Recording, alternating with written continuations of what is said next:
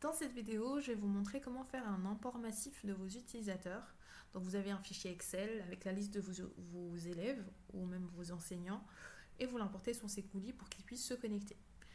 Donc pour ça, vous avez besoin des pleins droits. Donc si vous ne les aviez pas en tant qu'administrateur, vous devez demander à la personne qui s'est inscrite sur Sekouli pour vous donner les droits.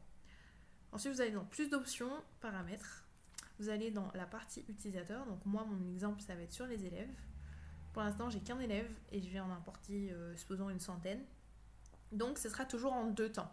Déjà, je récupère l'entête des données. Donc, je clique ici sur télécharger et je choisis en-tête. Voilà, je télécharge. Ça va m'importer sur mon dossier local un fichier Excel. Donc, je vais prendre le plus récent. Ça va être celui-là et je vais aller le modifier.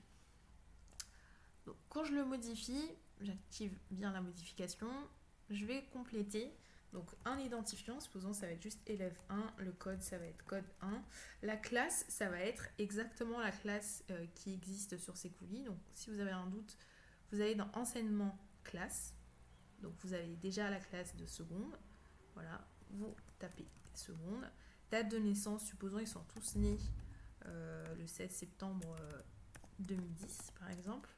Ils ne sont pas délégués et les noms c'est élève et prénom 1. Et pour l'instant en téléphone on va juste mettre un chiffre au hasard. On va récupérer ce même identifiant une centaine de fois, donc je vais aller jusqu'à 100 pour vous montrer à quel point ça va être rapide d'importer une centaine d'élèves.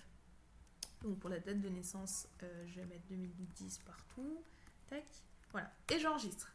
Une fois que j'ai enregistré mon fichier, je le ferme et je peux revenir sur l'utilisateur élève. Et la deuxième partie, c'est d'importer votre fichier. Donc là, vous avez le bouton importer.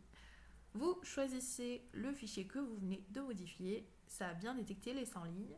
Vous faites OK. Et c'est tout.